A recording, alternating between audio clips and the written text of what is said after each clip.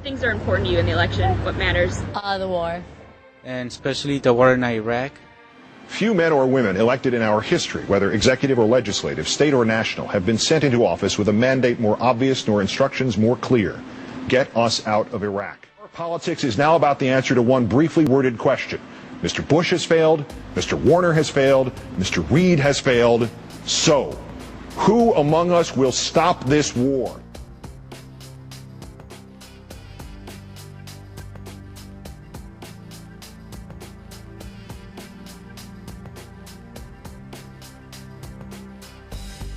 Senator Clinton, your top priority in the first 100 days? Well, if President Bush has not ended the war in Iraq, to bring our troops home. That would be the very first thing that I would do. All right. Senator Obama, how do we pull out now? We have to begin a phased withdrawal, have our combat troops out by March 31st of next year, and initiate the kind of diplomatic surge that is necessary in the surrounding region to make sure that everybody is carrying their weight, and that is what I will do on day one as President of the United States if we have not done it in the intervening months.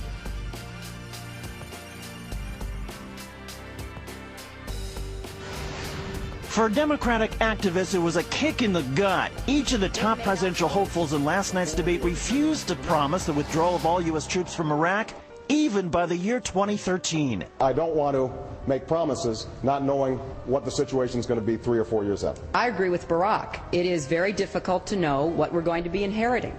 You know, we do not know, walking into the White House in January 2009, what we're going to find. I cannot make that commitment. I think the problem is, and it's what you've just heard discussed, is we will maintain an embassy in Baghdad. That embassy has to be protected.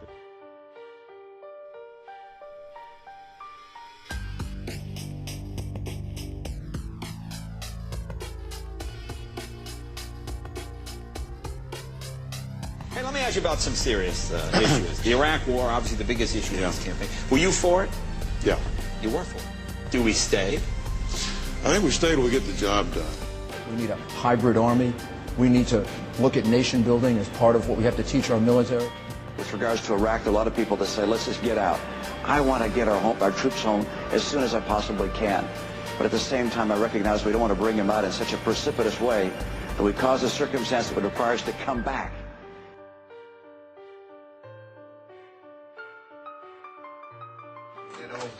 That old Beach Boys song, Bomberan.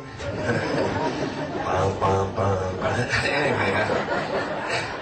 Certainly there's a middle ground, George, and the middle ground is that we win this war and we do it with honor.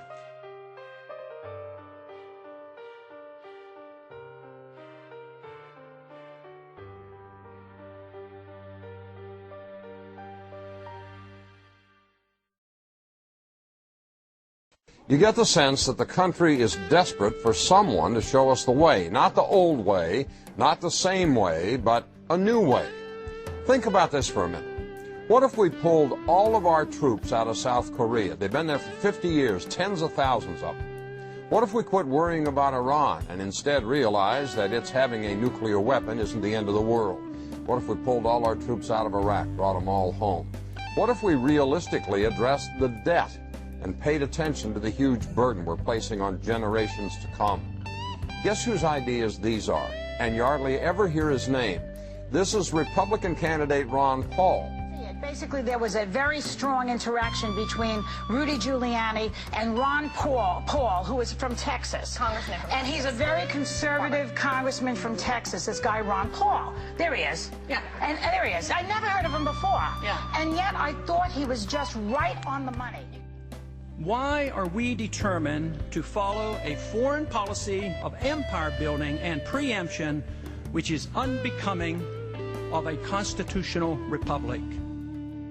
The catch-all phrase, the war on terrorism, in all honesty, has no more meaning than if one wants to wage a war against criminal gangsterism. Terrorism is a tactic. You can't have a war against a tactic. Congressman Paul, you voted against the war. Why are all your fellow Republicans up here wrong?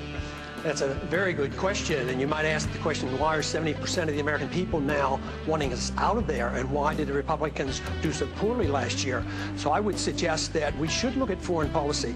I'm suggesting very strongly that we should have a foreign policy of non-intervention. But the policy of non-intervention is the policy of the Founding Fathers. It's the policy of the Constitution. I have been very attractive and very supportive of what I call a non-interventionist foreign policy. Mind our own business and stay out of the internal affairs of other nations.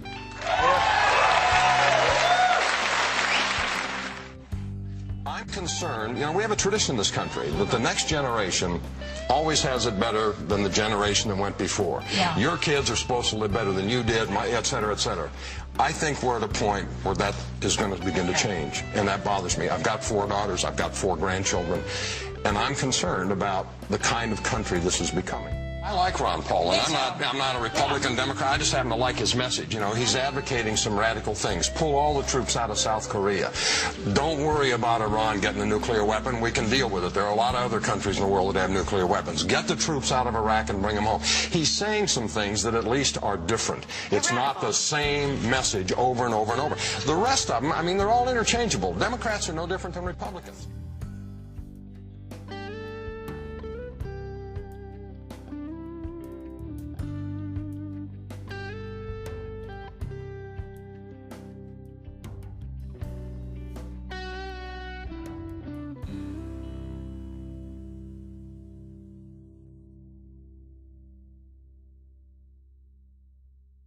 We have allowed our nation to be overtaxed and overregulated and overrun by bureaucrats. The founders would be ashamed of us for what we're putting up with.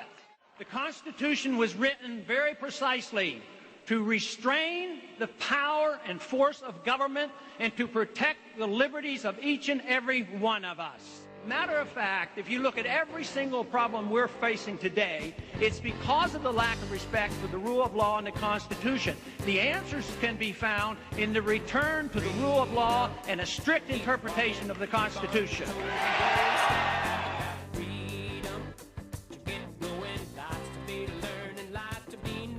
Have you heard anything this week that would give you second thoughts about opposing a war against Iraq? No, and I keep listening carefully and read everything I can get, and I see no new information.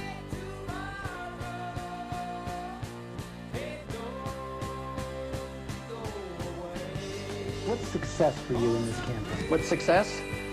Well, to win is one is the goal. That's not good. It's fun when the guy gets ahead who has no intention of winning and isn't even really trying.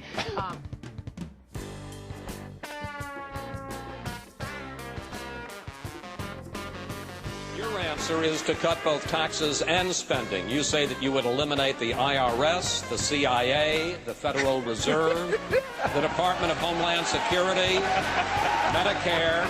I know that you used to want to... I got very angry with you tonight. Oh, my. I know. We have some agreements First time? on the... Is that first time ever? No, not the first time ever.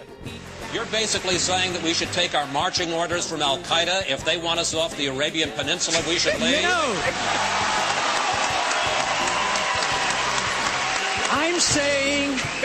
I'm saying we should take our marching orders from our Constitution. No, you stand by and let that immorality happen? We have on numerous occasions. You support that? We have on numerous occasions. If we feel strongly about it, why don't we declare? If a woman is being raped next door, we just do gotta nothing there. All right, so I just want to get this. We don't need a history lesson, but I do want to get this on the record. You have to understand. I do understand the region, man, but we don't have time to do the history lesson now. About Iran, Congressman, I'm not talking about Pakistan at this point. Why don't you ever let me, answer the Because you're not directly answering the question, sir. You're living in a land of Oz, Congressman.